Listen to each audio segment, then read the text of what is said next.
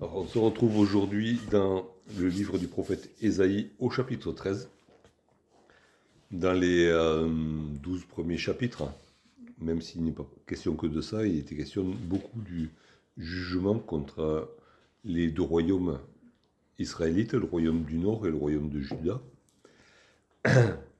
Et après avoir, on va dire, balayé devant sa porte, Dieu, après avoir jugé son propre peuple, commence à énoncer des jugements contre les peuples alentours. Et on va lire le chapitre 13. Oracle sur Babylone, révélé à Ésaïe, fils d'Amoz. Sur une montagne nue, dressez une bannière, élevez la voix vers eux. Faites des signes avec la main et qu'ils franchissent les portes des tyrans. J'ai donné des ordres à ma sainte milice. J'ai appelé les héros de ma colère, ceux qui se réjouissent de ma grandeur. On entend une rumeur sur les montagnes, comme celle d'un peuple nombreux. On entend un tumulte de royaumes, de nations rassemblées. L'Éternel des armées passe en revue l'armée qui va combattre.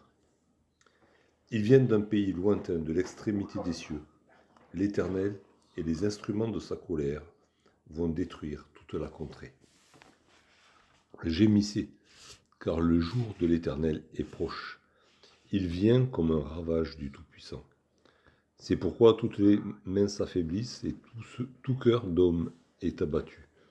Ils sont frappés d'épouvante. Les spasmes et les douleurs les saisissent. Ils se tordent comme une femme en travail. Ils se regardent les uns les autres avec stupeur. Leurs visages sont enflammés. Voici, le jour de l'Éternel arrive, jour cruel, jour de colère et d'ardente fureur, qui réduira la terre en solitude et en exterminera les pécheurs. Car les étoiles des cieux et leurs astres ne feront plus briller leur lumière, et le soleil s'obscurcira dès son lever, et la lune ne fera plus luire sa clarté. Je punirai le monde pour sa malice, et les méchants pour leurs iniquités. Je ferai cesser l'orgueil des hautains, et j'abattrai l'arrogance des tyrans. Je rendrai les hommes plus rares que l'or fin, je les rendrai plus rares que l'or d'Ophir. C'est pourquoi j'ébranlerai les cieux, et la terre sera secouée sur sa base par la colère de l'Éternel des armées, au jour de son ardente colère. Alors, comme une gazelle effarouchée, comme un troupeau sans berger, chacun se tournera vers son peuple, chacun fuira vers son pays. Tous ceux qu'on trouvera seront percés, et ceux qu'on saisira tomberont par l'épée. Leurs enfants seront écrasés sous leurs yeux, leurs maisons seront pillées, et leurs femmes violées. Voici, j'excite contre eux les Mèdes, qui ne font point cas de l'argent, et qui ne convoitent point l'or. De leurs arcs, ils abattront les jeunes gens, et ils seront sans pitié pour le fruit des entrailles. Leur œil n'épargnera point les enfants. Et Babylone, l'ornement des royaumes, la fière parure des Chaldéens, sera comme Sodome et Gomorrhe que Dieu détruisit. Elle ne sera plus jamais habitée, elle ne sera plus jamais peuplée. L'Arabe n'y dressera point sa tente, et les bergers n'y parcourront point leurs troupeaux. Les animaux du désert y prendront leur gîte, les hiboux rempliront ses maisons, les autruches en feront leur demeure, et les boucs y sauteront. Les chacals hurleront dans ses palais, et les chiens sauvages dans ses maisons de plaisance. Son temps est près d'arriver, et ses jours ne se prolongeront pas. Ça fait peur.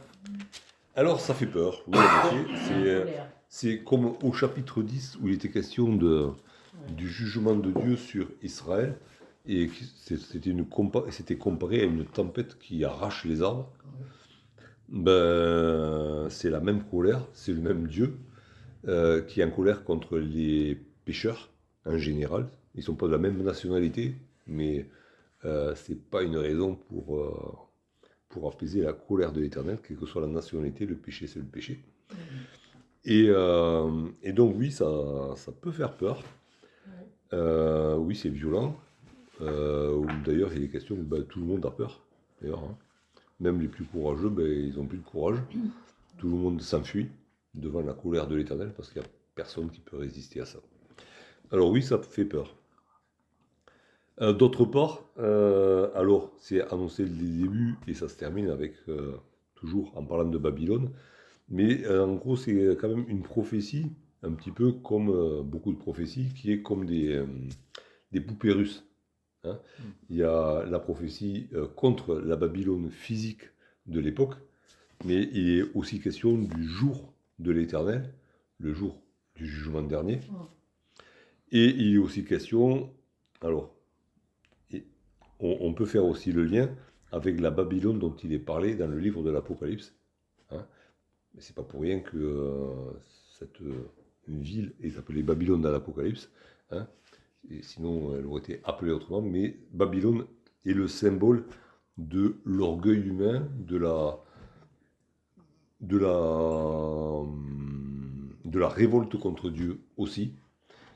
Et du coup, voilà, cette prophétie, elle concerne en gros trois époques. Trois époques ou trois événements, trois entités différentes, qui sont liées par le même objectif, être contre Dieu, être dans le péché, cultiver le péché, donc être en révolte contre Dieu. Bon, déjà, la Babylone physique de l'époque, hein, c'était une ville très importante pour l'époque. C'est sinon la première mégapole de l'époque. Il n'y avait peut-être pas eu de ville aussi grande que Babylone à l'époque. Et puis, ils avaient fait les choses en grand.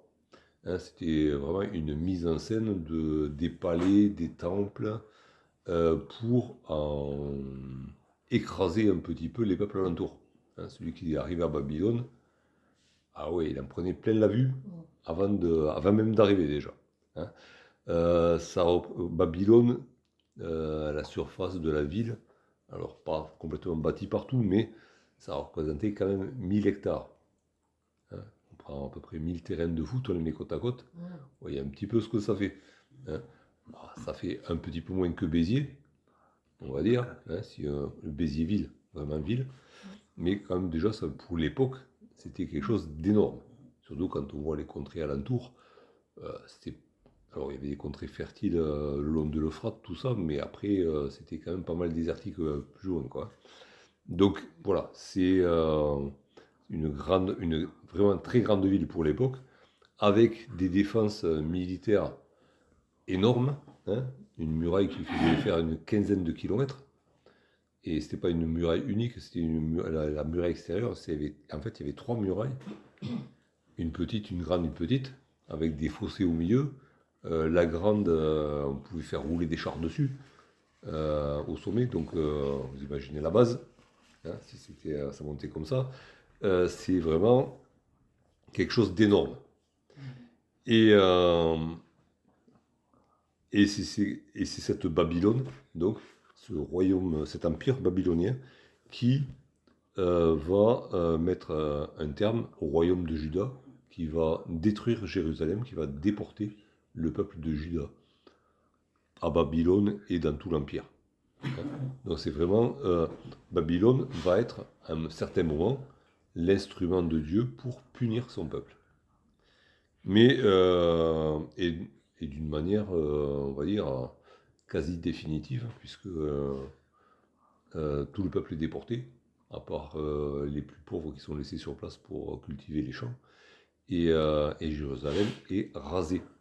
Rasée de chez rasée, il reste rien debout. Donc c'est vraiment... Et bon, ils ont déporté beaucoup de gens, mais avant de déporter beaucoup de gens, ils ont massacré encore plus. Donc il reste rien. Derrière eux, il reste rien. Et Dieu annonce que cette ville de Babylone, avec l'empire dont elle est la capitale, cette ville va être rasée à son tour. Alors il n'y a pas forcément de date, mais il est fait mention de ceux qui vont être les instruments de son déclin, et ce sont les Mèdes. Et on va retrouver les Mèdes dans le livre du prophète Daniel, et en effet, c'est bien un Mède, Cyrus, qui va... C'est ce qu'on appelle un Mède. Un Mède, c'est un peuple de... Il y avait la Médie, c'est un pays, Ah oui, qui était englobé dans la Babylonie. D'accord. Et les Mèdes vont se révolter, vont faire alliance avec d'autres royaumes. Il en est mention là de rassembler des peuples et des royaumes. Et ils vont aller attaquer Babylone. Et Babylone la Grande, avec ses défenses militaires imposantes, va tomber en une nuit. Elle va tomber tout entière. Il n'y a pratiquement pas de combat, parce que c'est par ruse qu'ils vont rentrer. Et à partir de ce moment-là, petit à petit, Babylone va décliner. Les Mèdes vont au départ garder Babylone un peu comme capitale, mais petit à petit, ils vont s'en défaire. Et puis, quand Babylone va se révolter contre les Mèdes et les Perses, à un moment donné, ils vont tout détruire. Ils vont commencer par détruire un temple ou deux pour manière les calmer. Et puis, comme ils ne vont pas se calmer, tout va y passer. En gros, ça, c'est l'histoire. Et qu'est-ce qu'on voit dans les 8 premiers versets? On voit que ce mouvement de peuple qui est créé qui est mené par les Mèdes, en fait, il n'est pas mené par les Mèdes, il est mené par l'Éternel. C'est Dieu qui conduit l'histoire et qui rassemble ces peuples, et il dit qu'il les passe en revue, il passe son armée en revue. Ce sont les instruments de sa colère. Alors, de la même manière que Babylone avait été l'instrument de la colère de Dieu contre Israël, de la même manière, Dieu prend les Mèdes pour punir les Babyloniens de leur orgueil. Si on va voir un petit peu l'idée de leur orgueil, il y a qu'à lire les premiers chapitres du prophète Daniel. On voit Nebuchadnezzar qui avait conquis, entre autres, Jérusalem, et qui se prend pour Dieu, et Dieu l'abaisse jusqu'au moment où il se repent de son orgueil. Et puis le dernier de la lignée, qui est là quand Babylone est prise, en fait, il ne s'attendait pas du tout à être détrôné. Il faisait confiance à ses défenses. Et le soir où il a été détrôné, il faisait la fête. Et en faisant la fête, il a profané les instruments du temple de l'Éternel. Donc, il se croyait aussi imbattable que son prédécesseur Nebuchadnezzar. Il a dans la même cuvée, quoi. Et du coup, cet orgueil et cette cruauté envers les peuples qu'ils avaient soumis, Dieu va les punir.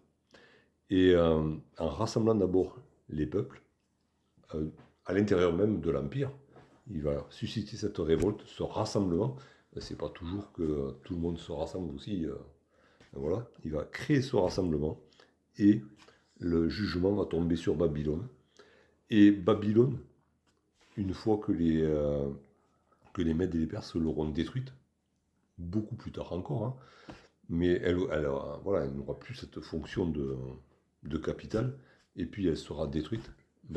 Contrairement à beaucoup de villes de l'Antiquité qui ont été détruites au cours de différentes guerres, et il y en a qui ont été détruites plusieurs fois, mais Babylone n'a jamais été reconstruite jusqu'à aujourd'hui.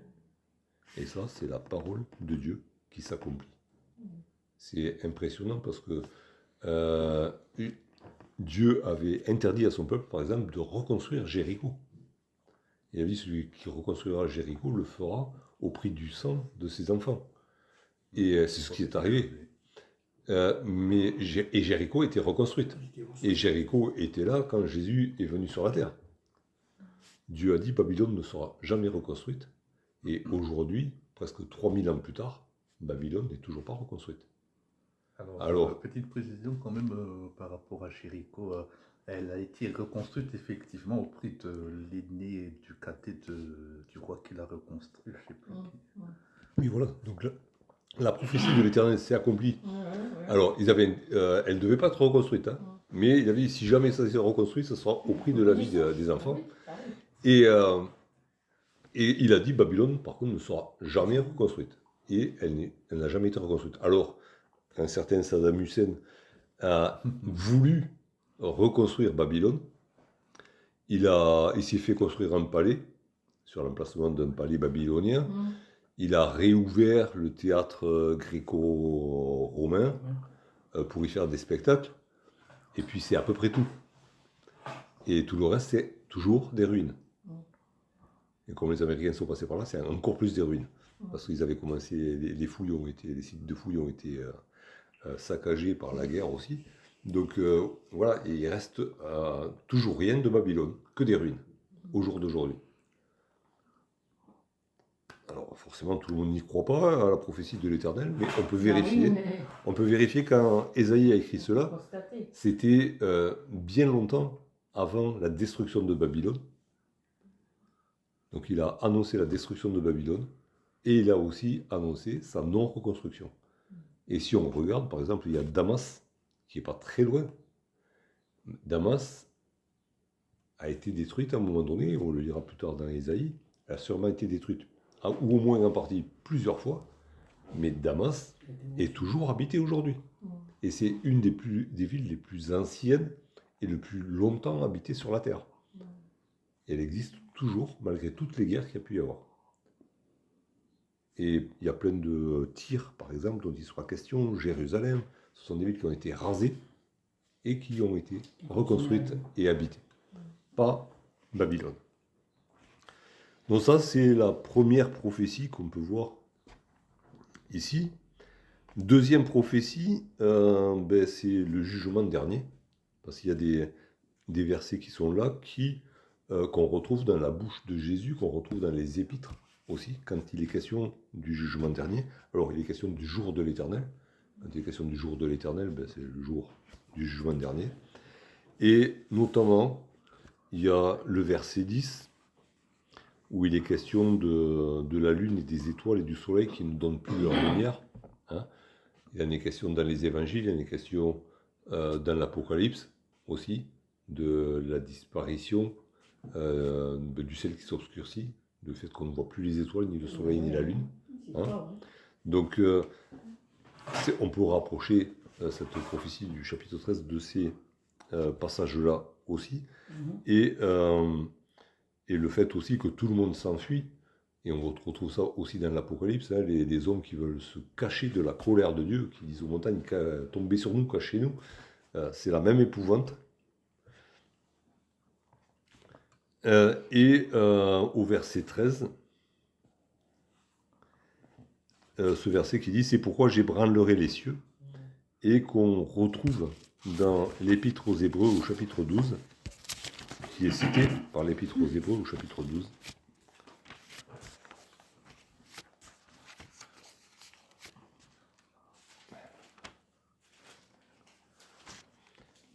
Au verset 25 et 26.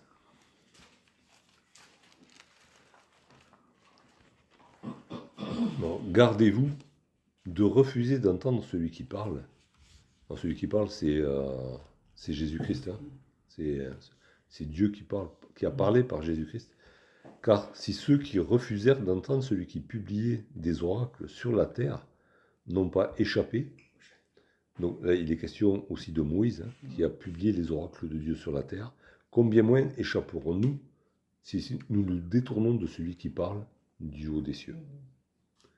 Lui, dont la voix ébranla alors la terre, hein, il est question du Sinaï, qui tremblait sous les pieds de Dieu quand il donnait sa loi à Moïse. Lui dont la voix ébranla alors la terre et qui maintenant a fait cette promesse, une fois encore, j'ébranlerai non seulement la terre, mais aussi le ciel.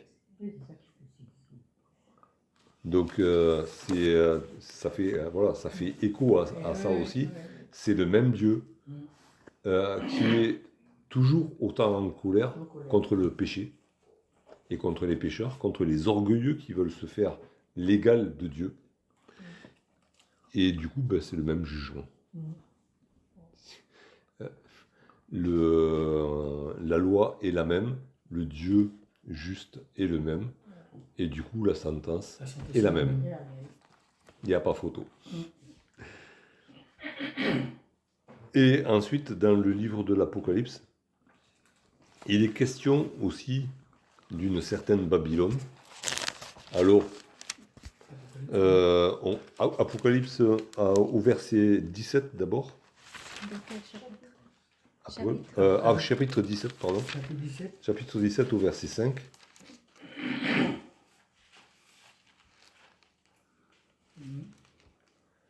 Alors on peut lire le 4 et 5.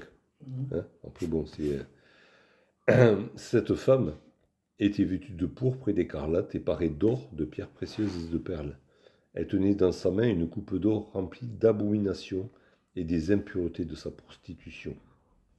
Sur son front était écrit un nom, un mystère.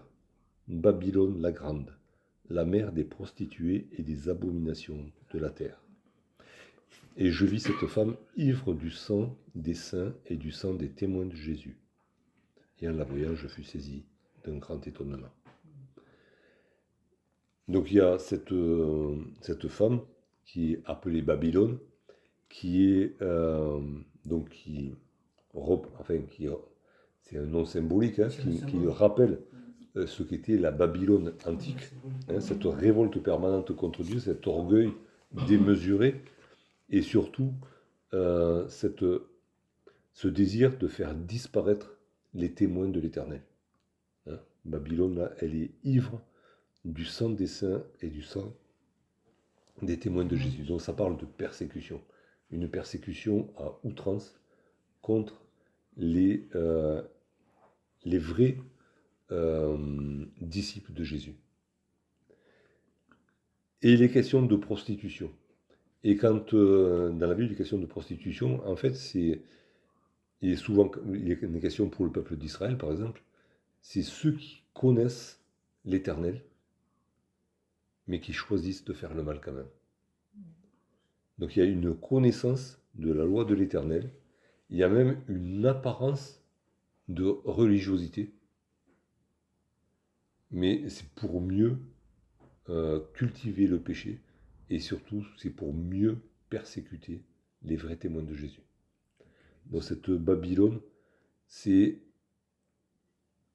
une église, sans nommer aucune église, mais c'est un ensemble de pouvoirs et de croyances et de croyants, entre guillemets, des croyants, qui va, comme il est écrit ailleurs, garder l'apparence de la piété, mais qui va se retourner contre les vrais témoins de Jésus-Christ, qui va les persécuter jusqu'à les mettre à mort et les exterminer si possible. Et au chapitre 18,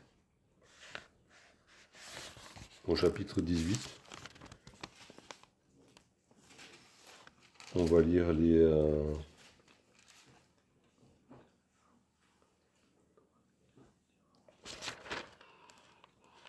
on va partir du verset 19.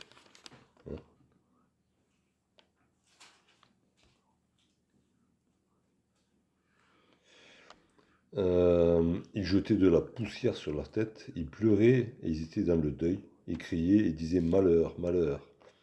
La grande ville où se sont enrichis par son opulence tous ceux qui ont des navires sur la mer. En une seule heure, elle a été détruite. Ciel, réjouis-toi sur elle. Et vous, les saints, les apôtres et les prophètes, réjouissez-vous vous aussi, car Dieu vous a fait justice en la jugeant. Alors un ange puissant prit une pierre semblable à une grande meule, et il la jeta dans la mer en disant « Ainsi sera précipitée avec violence Babylone, la grande ville, et on ne la retrouvera plus, et l'on n'entendra plus chez toi les sons des joueurs de harpe, des musiciens, des joueurs de flûte et des joueurs de trompette. On ne trouvera plus chez toi aucun artisan d'un métier quelconque. On n'entendra plus chez toi le bruit de la meule. La lumière de la lampe ne brillera plus chez toi, et la voix de l'époux et de l'épouse ne sera plus entendue chez toi, car tes marchands étaient des grands de la terre. Toutes les nations ont été séduites par tes enchantements, et l'on a trouvé chez toi le sang des prophètes, des saints, et de tous ceux qui ont été égorgés sur la terre. Donc voilà, cette entité dont il est question dans l'Apocalypse, est-ce que c'est vraiment une ville? J'ai un doute, j'en sais rien. Est-ce que c'est une seule religion? J'ai un doute aussi, c'est peut-être un conglomérat de religions qui vont essayer de garder une couleur de christianisme et d'autres choses peut-être aussi. Mais en tout cas, cette entité qui a séduit toute la terre. Hein, il y a une unification de toute la terre autour de cette Babylone. Ben, elle va être pleurée par ceux qui s'y étaient attachés, mais il est question ici de joie pour les vrais disciples de Jésus-Christ, parce qu'ils auront été vengés. La justice aura été rendue par rapport à toutes les persécutions qu'aura engendré cette entité, hein, voilà, qui se sera élevée contre Dieu, et en s'élevant contre Dieu, aura persécuté l'Église de Jésus-Christ. Donc voilà, dans ce chapitre 13, on a un peu voilà, cette imbrication des poupées russes. Hein. Et du coup, qu'est-ce qu'on peut en tirer pour nous? Alors déjà, il y a quelque chose qui revient beaucoup. Alors c'est la violence du jugement de Dieu. Mais ça, depuis le début du livre d'Ésaïe, on commence à être un peu habitué. Mais en fait, c'est toujours la même violence, la même colère qui est suscitée par le péché. Dieu est saint et il ne tolère pas le péché. Alors, que ce soit dans son peuple, que ce soit dans les peuples alentours, c'est pareil. Alors déjà, examinons-nous nous-mêmes et ne donnons pas à Dieu l'occasion de se mettre en colère contre nous. S'il y a du péché, à nous de le confesser et de recevoir le pardon de Dieu, plutôt que d'attendre que sa colère se déclenche contre nous. Parce que là, elle fait peur. Hein. Parce que ça fait peur. Mais ayons une sainte peur de la colère de Dieu. Et éloignons-nous du péché. La deuxième chose, il est beaucoup question d'orgueil. Dieu s'élève contre tout ce qui est orgueil. Tout ce qui s'élève sera abaissé. Et par contre, Dieu fait toujours l'éloge de l'humilité. Dieu s'intéresse aux faibles et il le fait monter. Alors, nous aussi, humilions-nous sous la main puissante de Dieu. Et, comme il est dit, il nous élèvera au temps convenable. Mais n'attendons pas que ce soit Dieu qui nous humilie. Là, c'est déjà trop tard. Encore une fois. Humilions-nous devant Dieu. Et Dieu nous élèvera. Et il y a aussi quelque chose qui est important, c'est que si la prophétie concernant la Babylone physique s'est réalisée, et on en est témoin aujourd'hui, on peut y aller à Babylone, hein, et à part ce que Saddam Hussein a voulu reconstruire, c'est que des ruines. Hein, et il n'y a rien. Et les témoignages des premiers voyageurs au 19e siècle, quand ils sont arrivés là-bas, il y en a même qui ont témoigné, mais les caravaniers qui les ont amenés jusque là-bas, ils n'ont pas voulu y passer la nuit. Parce qu'il y a cette malédiction. Comme il est écrit, l'arabe n'y dressera point sa tente, ils ont été conduits là-bas. Tu voulais faire les touristes, allez-y, mais nous, on ne reste pas avec vous pour la nuit. Donc il y a de génération en génération, quel que soit le peuple, quelle que soit la religion sur place, parce que ça a beaucoup changé, hein, et puis finalement, ça a été l'islam qui s'est installé. Mais à l'arrivée, la prophétie, elle était toujours connue. On ne sait pas qui l'avait faite, hein, mais la prophétie est toujours connue, et les gens ne veulent pas y vivre. Parce que sinon, ça aurait été reconstruit. Pourquoi ça n'aurait pas été reconstruit? Pratiquement toutes les villes détruites par les guerres ont été reconstruites. Celle-là, jamais. Donc si cette prophétie-là, on peut en être témoin aujourd'hui, elle s'est réalisée et continue de se réaliser. C'est une prophétie qui avance avec le temps. Et à chaque génération, on peut constater qu'elle est vraie. Et ça perdure. Mais si Dieu l'a fait, si Dieu a réalisé ce qu'il a dit à ce moment-là, tout le reste, il va le faire. Et bien sûr. Ça, c'est la garantie. On veut dire, il y a plein de prophéties qui sont réalisées, mais alors celle-là, on peut la constater de nos yeux. On peut y aller. Enfin, je ne vous conseille pas d'y aller, c'est pas une zone très sûre. Vaut mieux avoir une bonne escorte quand même, des bonnes relations sur place. Mais une fourmi. Oui, voilà. Bon, sinon, on fait confiance à ceux qui sont allés, puis on n'y va pas. Mais voilà, Dieu a dit, voilà, cette ville, elle sera comme Sodome et Gomorrhe. Sodome et Gomorrhe, on ne sait même pas où c'était, tellement ça a été rasé. Là, on a retrouvé les ruines. Mais voilà, c'est C'est toujours en ruine. Donc si Dieu a réalisé cette prophétie, on peut lui faire confiance pour toutes les prophéties de la fin des temps aussi. Pour son jugement qui va s'abattre sur toute la terre et qui va exterminer tous les pécheurs. Et ça, nettoyer la terre de tous les pécheurs, il y a du travail. Hein. Il l'a fait. Et il a dit qu'il va le faire, il va le faire. Et par rapport à cette entité persécutrice qui va rassembler tous les peuples de la terre et qui va persécuter à outrance l'Église de Jésus-Christ jusqu'à pratiquement l'exterminer, mais cette entité-là qui aura la force de toute la terre, mais en 1 heure, elle va disparaître. De la même manière qu'en 1 nuit, Babylone est tombée sans pouvoir se défendre. Il n'y a eu pratiquement pas de mort. Quand Babylone a été prise, ça a été fait comme ça. Ils sont rentrés et les autres, ils sont là. Bon, ben, on pose les armes. On s'est fait avoir. Mais ça sera la même chose. Alors oui, on peut faire confiance à ce Dieu qui a annoncé la chose des siècles avant. Et la chose s'est réalisée. Et elle est vérifiable encore aujourd'hui. Alors faisons confiance à notre Dieu. Et du coup, voilà, cultivons cet esprit d'humilité et cet esprit de repentance, parce qu'il n'y a rien qui excite plus sa colère que l'orgueil et le péché.